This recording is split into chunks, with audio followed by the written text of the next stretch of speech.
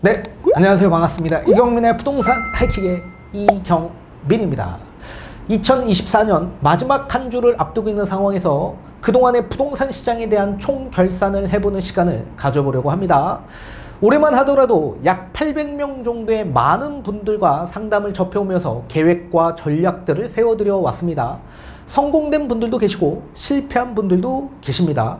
무주택 저가 매수에서 내 집 마련에 성공된 분들, 1주택 상급지 갈아타기 성공된 분들, 다주택자 가운데서도 매도 계획을 세워드려 자본 총량을 높여 리스크를 최소화시킨 분들, 또 7월 8월에 최고점에 매도 계획을 세워드려 차익 실현을 크게 실현하신 분들, 이렇게 성공된 분들도 있는 반면에 매도 금액을 설정해 드렸는데도 불구하고 집값 상승 기대감 때문에 호가를 높여 계속 고수하시다 지금까지 매도를 하지 못해 계획이 무산된 분들, 또 매수 금액도 설정해 드렸는데도 불구하고 실행에 옮기지 못해 매수를 하지 못해 기회를 아예 놓치신 분들, 이렇게 실패된 사례도 있습니다.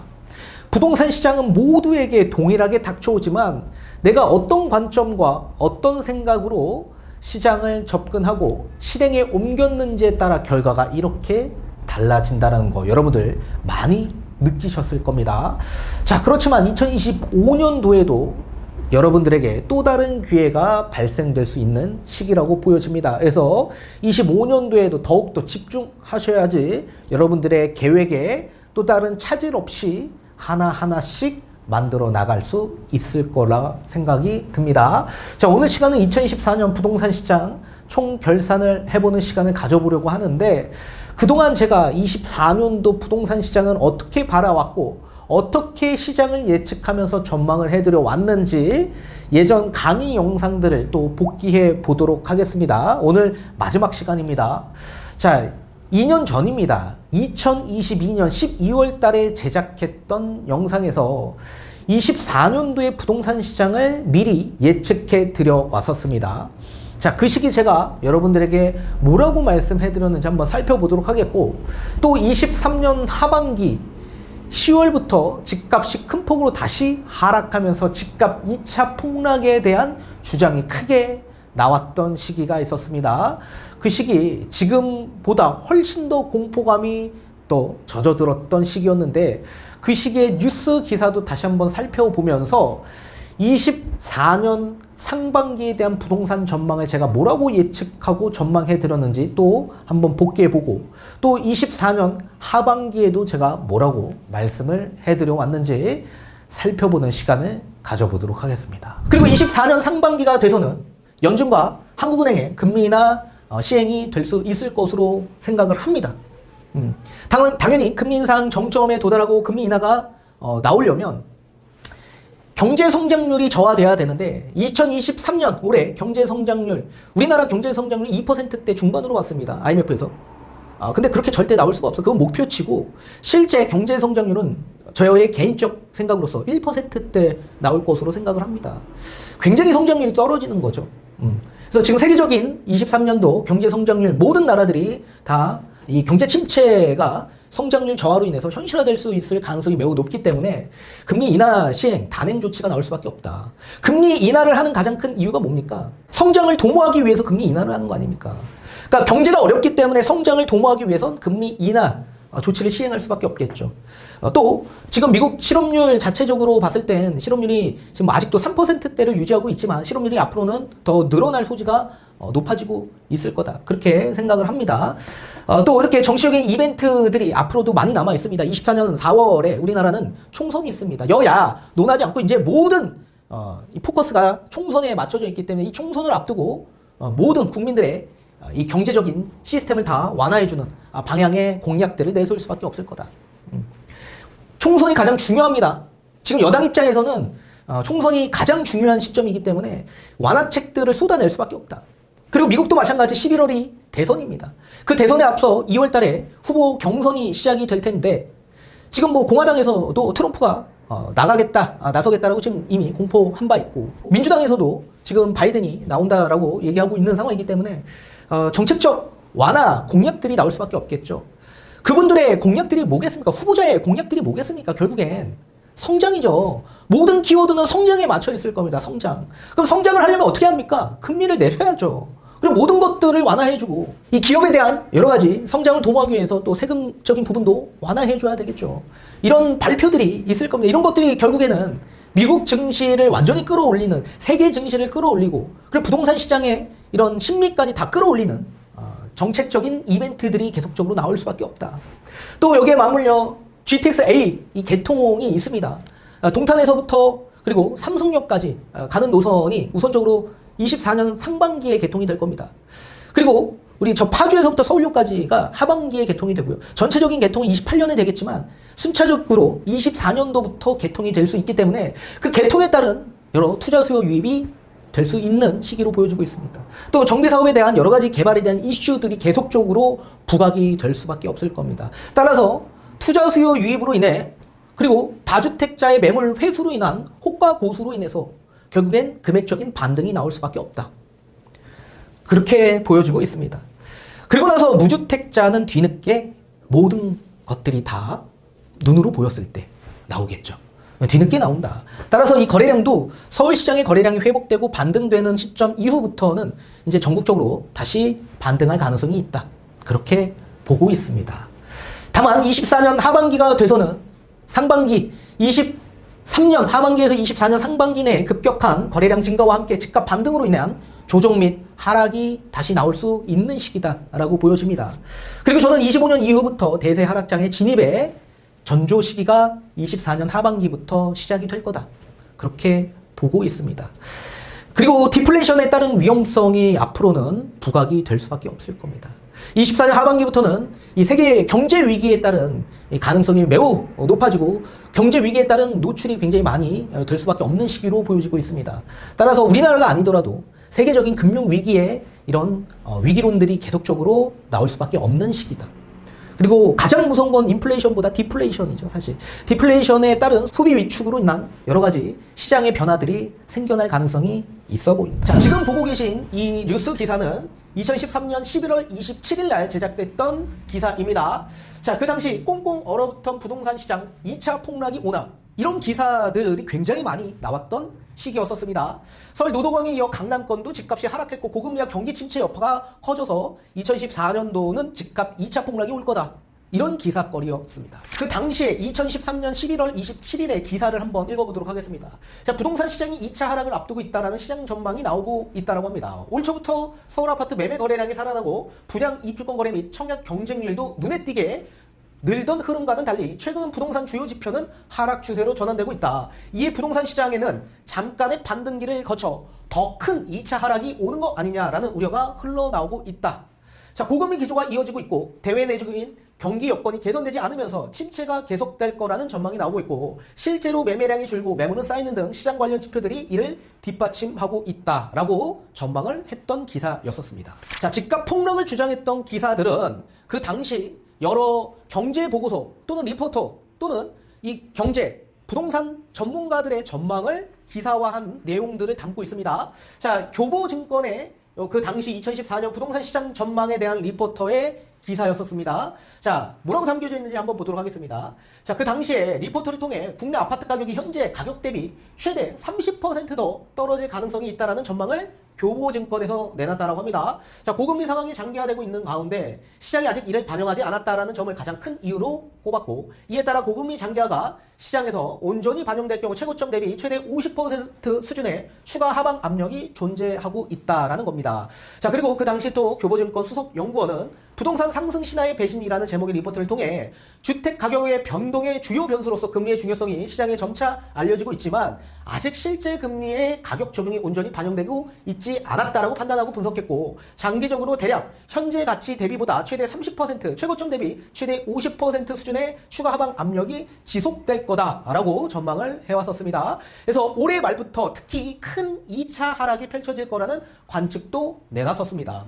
2023년 실시된 정책 대출, 금리 인하 등 영향으로 연간으로 플러스로 마감될 가능성이 높지만 정책 대출 종료와 함께 시장금리 상승, 입주 물량 등 공급 증가의 영향으로 10월 이후 실거래가부터 다소 드라마틱한 가격 하락을 전망한다. 내년 수도권 아파트값은 역전세 난 확산과 이자 부담 증가 등 영리학으로 5% 이상의 하락을 보일 거다. 이렇게 예상을 한 바 있었습니다. 그래서 2024년은 이렇게 큰 2차 폭락이 온다라는 기사와 함께 그런 전망들이 많이 나왔던 시기에 저는 여러분들에게 2024년 상반기 부동산 상승 다시 이어져 나갈 거다. 그렇게 부동산 전망 강의를 해드려 왔던 적이 있었습니다. 자, 그 당시에 저의 영상을 한번 살펴보도록 하겠습니다. 이 모든 수요 심리 저하의 원인들이 180도 다르게 적용이 된다면 어떻게 될까요? 심리는 다시 개선이 되고 회복이 되어 다시 거래가 이루어질 수밖에 없을 겁니다.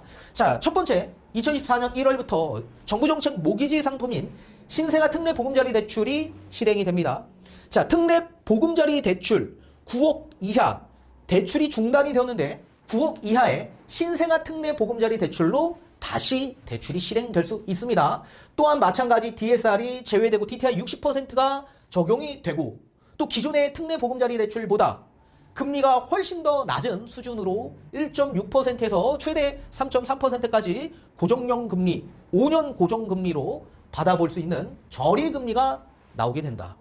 자, 신생아 특례 보금자리 대출이라고 한다면 수요가 딱 정해져 있어서 대출을 받는 수요가 예전보다 적지 않을까 이렇게 생각하시는 분들이 계실 수 있겠지만 지금 시장에 나오는 내 집 마련하는 수요층, 연령층을 보게 되면 30대의 비중이 가장 높습니다.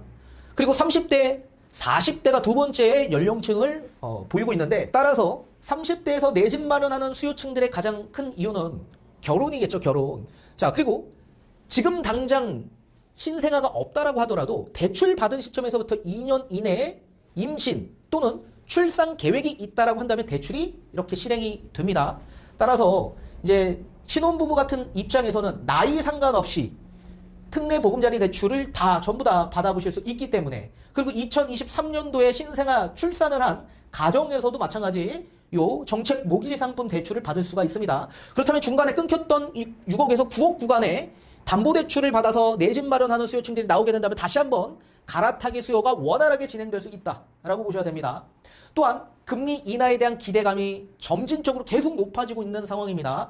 제가 며칠 전 강의 영상에서도 다뤄드린 바 지금 FOMC 성명서와 연준 파월 의장의 기자회견에 따라서 2024년 금리 인하를 시사했기 때문에 이제 본격적인 금리 인하가 단행될 시기이다라고 보셔야 됩니다.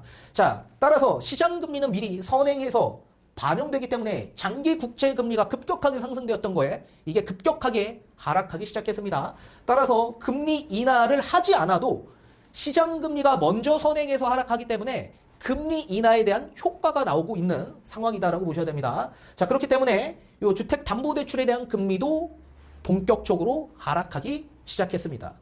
자, 그리고 총선 전에 이 부동산 공약 발표로 인해서 또 수요의 심리가 자극되는 시기가 반드시 찾아올 겁니다. 대표적인 공약들은 광역교통망, GTX, F 노선 같은 경우에도 추가적인 발표가 있을 가능성이 있고요. 또 여러 가지 GTX, B와 C, D 노선에 대한 또 추가적인 교통망 발표들도 있을 겁니다. 또 정비 사업을 추진하는 여러 가지 정책 발표도 있을 겁니다. 뭐 일기 신도시 특별법, 노객 정비법이라고 하죠. 자, 그뿐만 아니라 정비사업, 재건축, 재개발을 완화하는 여러 가지 방안 발표들이 있을 겁니다. 또 다주택자에 대한 세제 혜택을 완화하는 이런 여러 가지 혜택들을 발표함에 따라 매도인은 매도 호가를 계속적으로 고수할 수밖에 없는 여러 가지의 심리가 계속적인 개선이 있고 또 매수인 입장에서는 매도인들의 호가 고수와 함께 금리 인하에 대한 기대감 그리고 총선 전에 여러 가지의 이런 부동산 정책 발표 또 신생아 특례 보금자리 대출 또 서울 아파트의 주택 공급 부족 현상과 함께 전세 가격이 지속적인 상승으로 이어지게 된다면 심리가 개선되고 회복될 수밖에 없고 결국에 무주택 수요층들은 2024년 상반기에 또다시 시장에 나올 가능성이 매우 크게 될 겁니다. 따라서 24년 상반기에 무주택 수요층들이 다시 시장에 나와서 추격 매수할 가능성이 매우 클 거다. 이렇게 보고 있는 겁니다. 앞으로 서울 1급지, 2급지, 3급지들은 가격 상승세가 어느 정도 선까지 올라갈 수 있는지 한번 살펴보도록 하겠습니다. 자, 서울 1급지 강남 3과 용산역 일대 2차 저항선까지 도달할 거다. 자, 평균적인 금액대 수준을 말씀해드리는 겁니다. 자, 정고점 대비 95에서 정고점, 요 금액대가 제가 2차 저항선이라고 했습니다. 그 금액대까지 도달하되 거래 없이 도달할 가능성이 매우 커질 거다. 그리고 서울 1급지 이 금액대까지 가게 되면 조정 장세가 시작될 거다. 그리고 서울 2급지 상승 계속 진행이 되되 상승한 이후에 약세로 전환될 가능성이 있다. 자, 1차 저항선을 돌파할 거다. 1차 저항선은 전고점 대비 90%라고 했습니다. 그 금액에 지금 걸쳐 있는 이급지 지역 일대들이 많이 있을 겁니다. 1차 저항선 돌파할 가능성이 매우 커질 거고 돌파하면 거의 전고점 대비 95% 수준까지는 올라갈 거다. 그리고 서울 상급지 상승으로 전환될 거다. 지금 상승을 못하고 있는 지역들은 이제 상승할 거다. 이렇게 보여집니다. 다만 1차 저항선까지 도달할 가능성이 있다. 1차 저항선은 전고점 대비 90% 수준이라고 했습니다. 그 정도 금액대까지는 올라갈 가능성이 있을 거다. 다만 주요 재건축, 신축 및 대장 아파트들이 있습니다. 이런 아파트는 대부분 급지와 상관없이 전고점까지 근접할 가능성도 있습니다. 그래서 제가 말씀드린 것처럼 1급지 같은 지역 일대에선 신고가가 속출할 수 있다 말씀해드렸었죠. 예전에. 그러니까 지금도 신고가가 나올 수 있지만 저는 평균적인 아파트 금액대를 말씀을 해드리고 있는 겁니다. 그래서 주요 재건축, 신축 아파트, 이런 대장 아파트 같은 경우에는 급지와 상관없이 전고점까지 근접할 가능성이 있다. 다만 거래 없이 상승할 거다. 이렇게 거래 없이 상승되는 그런 지역의 그런 아파트들은 향후 낙폭과대가 예상되는 아파트다라고 말씀드리고 싶고, 또한 지금까지 9억 원이 초과되고 15억 원이 초과되는 이런 아파트들이 상승된 원인들이 있을 거 아닙니까? 그런 원인을 분석해 봤을 땐 이런 주요 재건축 신축 아파트들이 이런 곳에 많이 분포되어 있기 때문에 대장주 역할로서 그 대장주가 견인하면서 집값을 견인하면서 나머지 아파트의 가격도 계속 상승으로 이어지고 있다라고 보여집니다. 그리고 우리가 집값이 조정됐던 23년 4분기 그 시기에 집값이 조금 눌려있는 상급지 아파트로 갈아타기를 계획하는 분들, 그런 분들이 이제 9억 초과, 10억 초과 되는 아파트로 많이 유입이 되었는데 지금 LTV가 50%까지 완화되었고 대출금리도 지금 현재 기준에서 고정금리가 2%대로 진입한 상황입니다. 이렇게 금리가 예전에 5%를 넘었던 고정금리가 2%대까지 낮아졌기 때문에 이렇게 대출을 받을 수 있는 상급지로 갈아타기를 계획하는 수요가 많이 유입되고 있는 상황이다. 자, 그리고 9억 이하 아파트의 상승 원인을 보게 되면 신생아 특례 대출이 주요 원인이라고 볼 수 있습니다. 지금 신생아 특례 대출 연소득 1억 3천만 원 이하 해당되는 수요에만 대출을 해주는데 이제는 연 2억 원 이하까지 연소득을 확대했습니다. 그래서 앞으로 수요가 더 많이 집중될 가능성이 있을 거다. 지금도 9억 원 이하 아파트는 아직도 기준마리 구간에 있습니다. 그래서 전고점 대비 80% 수준에서 머물고 있는 아파트들,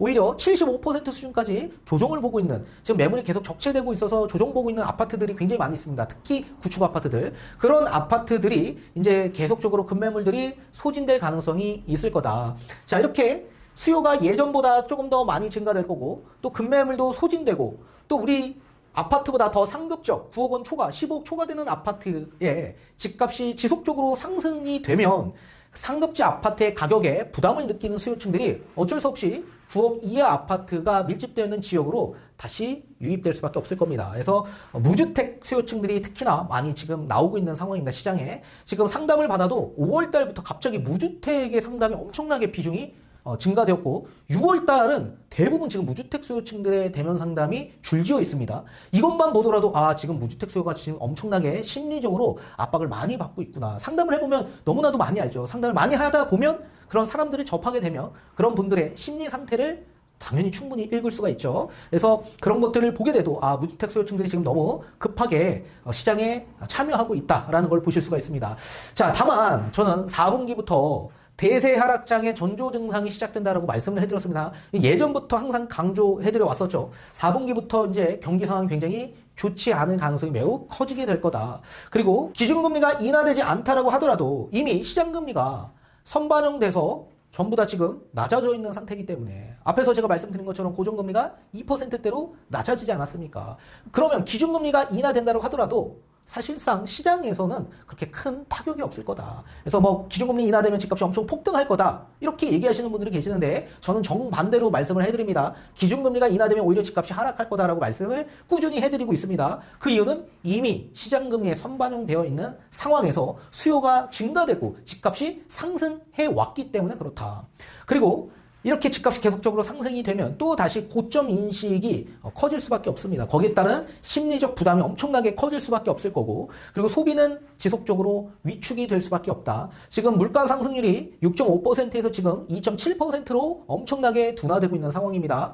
이렇게 물가가 둔화되고 있다는 얘기는 소비를 안 하고 있다라는 얘기입니다. 따라서 소비가 계속 위축되고 고점 인식이 되고, 그리고 여기에 지금 기준금리가 이미 선반영돼서 집값이 계속적으로 상승되고 거래가 증가되는 이런 상황이기 때문에 나중에 기준금리가 인하된다고 하더라도 그 영향은 크게 미치지 않을 거다. 그리고 시장이 갑자기 또 다시 급변하기 시작한다면 이렇게 집값이 큰 폭으로 상승됐던 아파트들, 거래 없이 특히 상승됐던 아파트들은 낙폭이 커질 가능성이 매우 커질 거다. 그래서 24년 4분기부터 25년에 다시 하락 주기로 넘어갈 수 있는 상황인데, 대세 하락기의 초입기라고 말씀해드렸습니다. 그래서 대세 하락의 정점기는 27년, 28년이지만 그 이전에 또다시 하락이 온다. 그게 25년이다. 이렇게 강조해드리고 있습니다. 그래서 집값이 상승한다라고 했는데 왜 갑자기 또 하락 얘기를 하냐, 이렇게 또 물어보시는 분들 굉장히 많이 있습니다. 제가 말씀해드렸다시피 모든 자산시장은 우상향하되 그 우상향하는 과정에서 상승과 하락이 공존한 채 우상향한다. 지금은 상승 주기가 이미 끝났고 하락 주기지만 그 하락 주기에서도 반등과 하락이 공존하면서 우하락한다.